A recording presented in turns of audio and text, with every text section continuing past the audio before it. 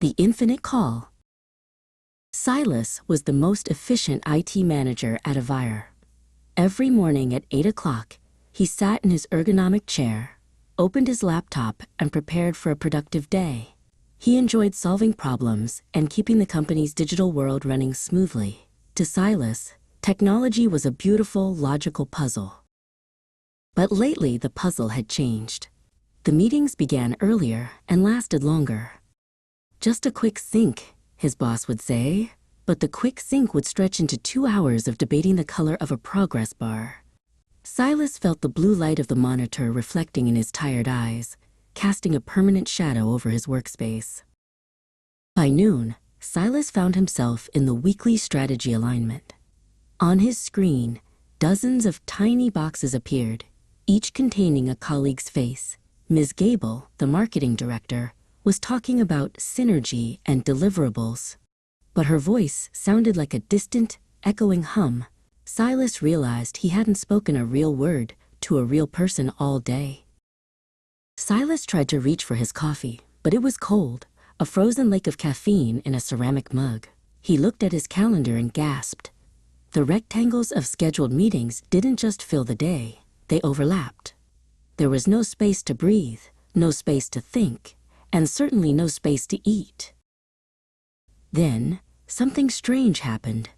Silas moved his mouse to click Leave Meeting, but the button moved. It danced away from his cursor, sliding to the corner of the screen.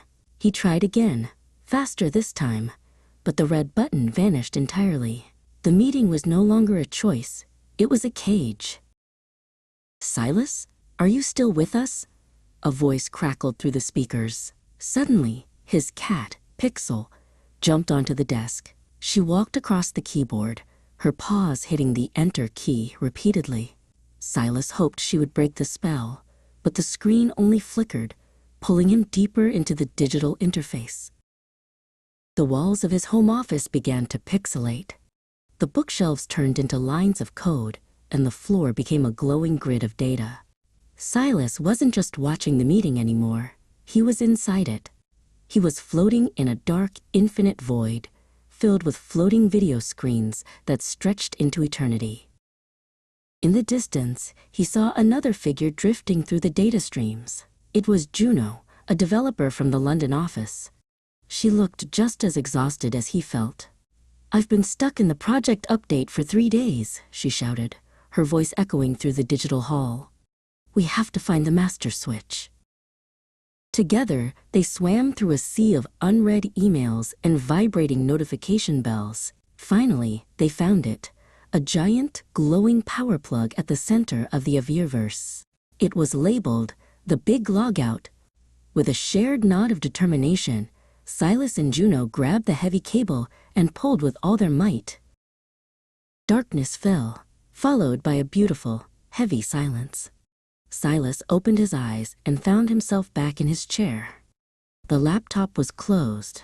Pixel was purring in his lap. He stood up, walked to the window, and looked at the real golden sunset. He realized that the most important connection was the one he had just made with the world outside.